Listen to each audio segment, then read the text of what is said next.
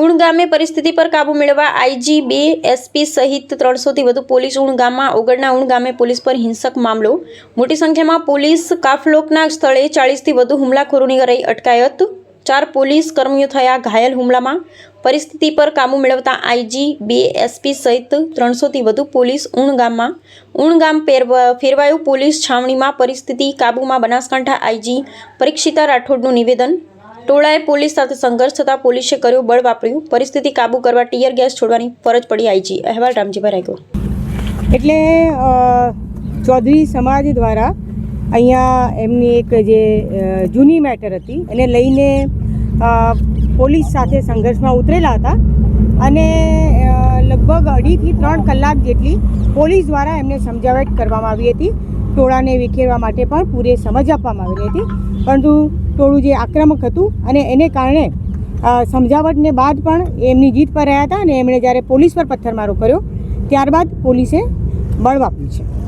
સાહેબ આ સમગ્ર ઘટનામાં કેટલા પોલીસ કર્મી ઇન્ચાર્જ? હા, પોલીસ કર્મી 4 જેટલા પોલીસ કર્મીને નાની મોટી ઈજાઓ થયેલી છે। ટીયર ગેસ કેટલા છોડવામાં પરિસ્થિતિ? હા, ટીયર ગેસ છોડ્યા છે, બળ વાપર્યું છે એટલે ટીયર ગેસ છોડ્યા છે પણ એક્ઝેક્ટલી આંકડો અત્યારે નહીં કહી શકાય। હાલ કેવી પરિસ્થિતિ છે? હાલ અત્યારે સંપૂર્ણ કંટ્રોલમાં છે। અમારી પૂરી ટીમ, હું અને મારા 2 એસપી અને મારી બંને જિલ્લાની પૂરી ટીમ અહીંયા હાજર છે અને અમે અત્યારે હવે આગળ કાયદેસર કાર્યવાહી કરી છે। ટોળા પર કાર્યવાહી કરવામાં આવશે, કાયદેસર કાર્યવાહી થશે। ઘટનામાં કેટલા લોકો ઇજાગ્રસ્ત થયા પામ્યા છે? કોઈ શબ્દ તો સમગ્ર ઘટનામાં પોલીસના 4 માણસો છે અને બીજા જે ટોળાએ જે પથ્થરમારો કર્યો એમાં પણ એ જ સમાજના જે માણસો છે એવા પણ 4-5 જણા ઇન્જર્ડ થયા। કેવી કાર્યવાહી કરવામાં આવશે?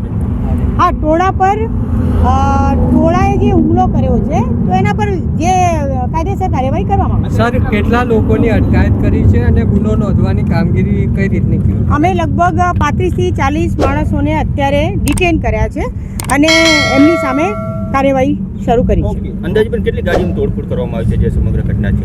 અંદાજે ગાડીઓની તોડફોડમાં તો અમારે હજુ એક્ઝેક્ટલી જોવું પડશે।